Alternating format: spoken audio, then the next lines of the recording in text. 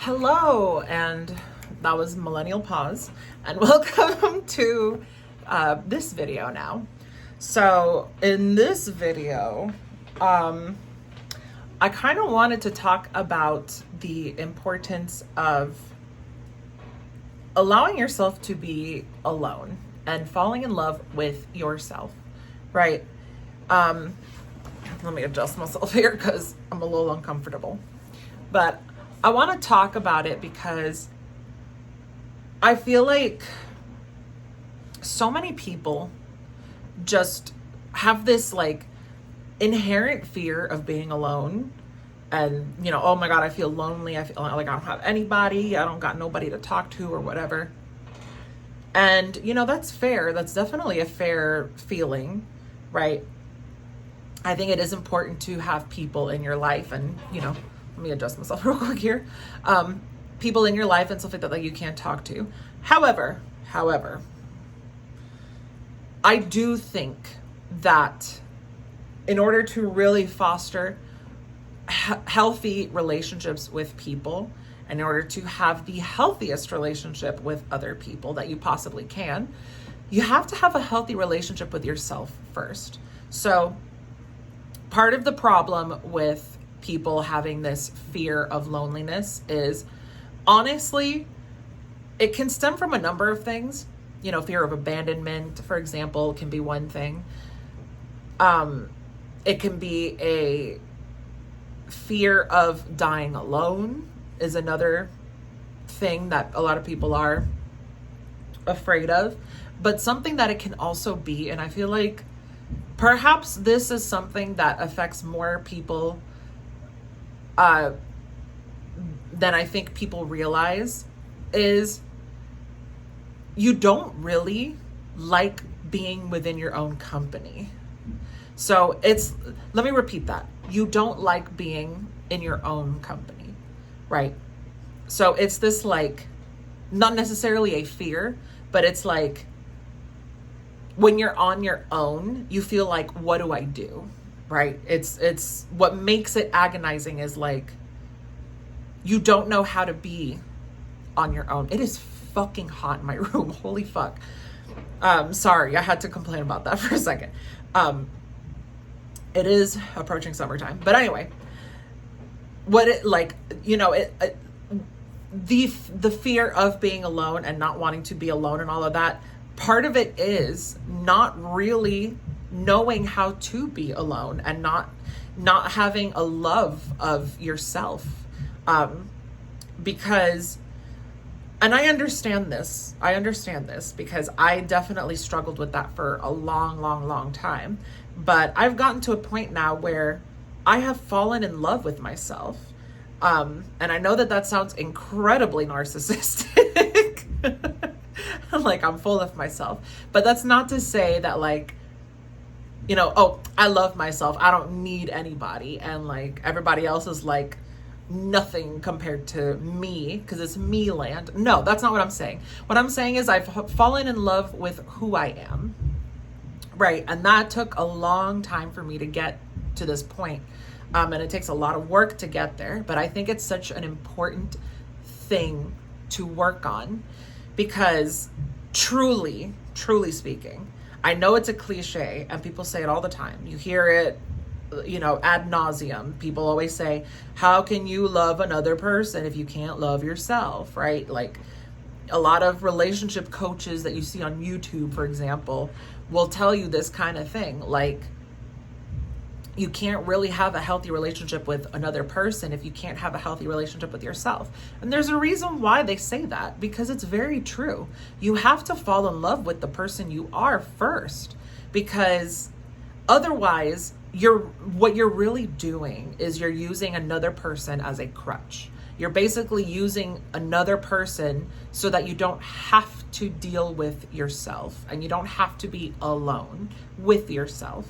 You have to get comfortable with who you are. You have to get comfortable with yourself and fall in love with yourself first before you can truly fall in love with another person. Because even if you do truly love another person, I'm not saying that those feelings are invalid just because you don't have that love for yourself. they could be very valid. You could still really love this person. The problem is, like I said, there's still going to be a part of you that is using that person as a crutch. You're not with this person 100% because you are choosing to be with this person, and you are choosing to build a life and live life and have this person be your life partner, right? It's going to be like 70% that, but then the other 30% is you have a deep rooted fear of being alone, and you're using this person so that you're not alone, right?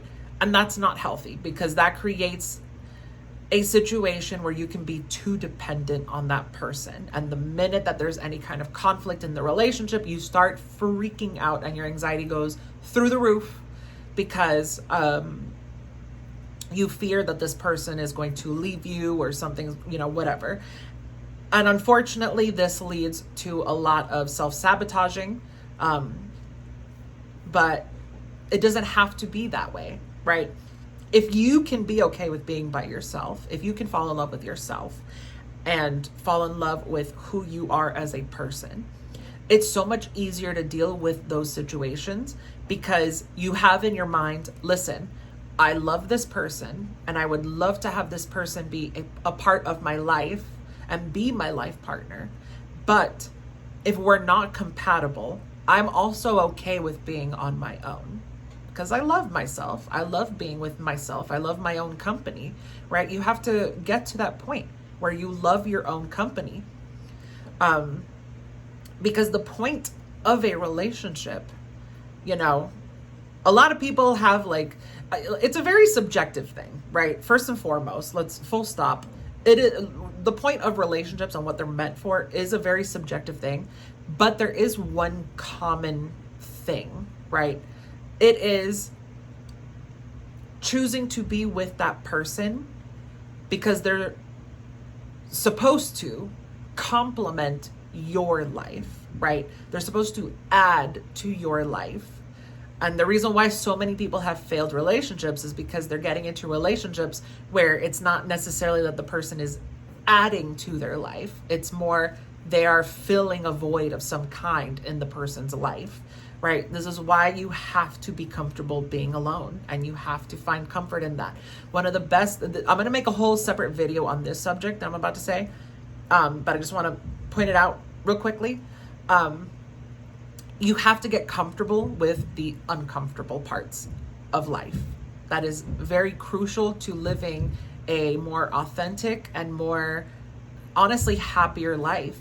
Because if you can't find the comfort in the uncomfortable, baby, there's nothing you can't do at that point, right? Like, what obstacles can life really throw your way that make you truly feel like you can't deal with them if you have found comfort in those feelings? And I'm not saying to be like, oh, I was evicted from my house, but all is good. Like, you can still feel your feelings, right? That's a horrible situation to be in. You can still feel these feelings, but get comfortable with that feeling. Get comfortable with those feelings of feeling like, wow, life really fucking beat me down.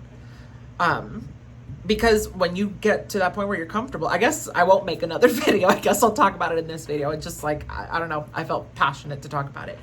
But when you get comfortable with the uncomfortable, like I said, there's nothing you really can't do. You can mentally overcome a lot of things. But anyway, back to the point. You have to feel comfort in being alone. And this doesn't just help like romantic relationships. This can also help friendships and future friendships that you might develop with people.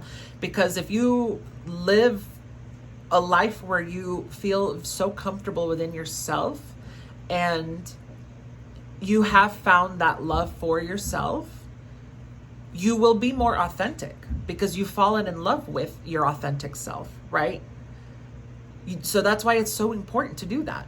It helps your relationships with everything: friendships, romantic partners, present or future potential partners or friends. It can even help with family members when you live authentically. But with the family members, it has the caveat of, if your family member or your family is not really are the type of people that are going to be conducive to you living life truly for yourself, they're very toxic or they're very combative, then yeah, of course, you have to deal with those situations as they come. You might have to leave the family, and excommunicate them. But at the end of the day, the only person you really have in your life is you. You are your own constant person. Because even if you have a beautiful relationship, you never know. Something can happen and that relationship can end, right? And it's very tragic when that happens, but it happens. So you can't put all your eggs in a relationship. You can't put all your eggs in that basket, because you need to be able to rely on yourself if that relationship does fail. Now, I'm not like, don't go into relationships thinking, well, it might fail. No, go into them thinking like, no, this is a beautiful thing and I am choosing to be with this person, right? But just understand that you need to be able to be self-sufficient, and that involves loving yourself and being authentic and all of that jazz that I had mentioned everything in this video. That was not English. Anyway, you know what I mean. This was a shorter video. I just wanted to get that message out there because for some reason today I woke up, I barely slept. I slept like maybe 2 hours, and before I found all this self-love, I probably would have been like really groggy and I didn't want to talk to anybody. I had no love for anything. I was just like, leave me alone. Not even coffee can fix the situation going on with me. But I've gotten to a point where I do love myself, truly. I love who I am. I love my authentic self. And I am choosing to live a more authentic life. And it's challenging at times, given my nature. But, it's not anything that I can't overcome. But I just felt like making this video because I woke up today just feeling like, man, I fucking love today. I don't know why. I don't know why I feel so great. And my endorphins are, going crazy in my brain, but they are. And I haven't even taken anything. I'm not on any edibles. I'm not on any medications that what was I taking before? Bupropion. I'm not on anything right now. I'm just high on life. And that's where you really want to get to. Just be high on life. Okay. And I'm going to give the caveat here because I feel like this is an important caveat to put in here. I'm feeling this way and my circumstances are not the best, right? I'm not living where I want to live. I'm in Florida. I want to get the fuck out of Florida. I'm trying to get to the West Coast. So I don't live where I want to live, and I don't have the life that I want to be living currently, right? There's a lot of things that can improve in my life, but I'm still choosing to be positive and I'm still choosing to have a love of life, because part of the love of life and loving yourself is loving the circumstances that you have to go through in life, because they are going to be the things that teach you the best lessons. And at the end of it all, you can look back and say, wow, look how fucking strong I was, that I was mentally able to go through everything that I had dealt with before and I came out on top. And that just makes you love yourself even more, because you're like, damn, okay, that bitch is mentally strong. Anyway, like I said, shorter video, but I just wanted to get this message out there for anybody who might need to hear this message or whatever. But as always, don't forget to subscribe, up, down, left, right, pink and blue. Also blue, well, more like teal, but whatever. Don't forget to subscribe wherever its button is for you. And Scooby-Dooby-Doo, where are you? What? Anyway, have a good day. Bye.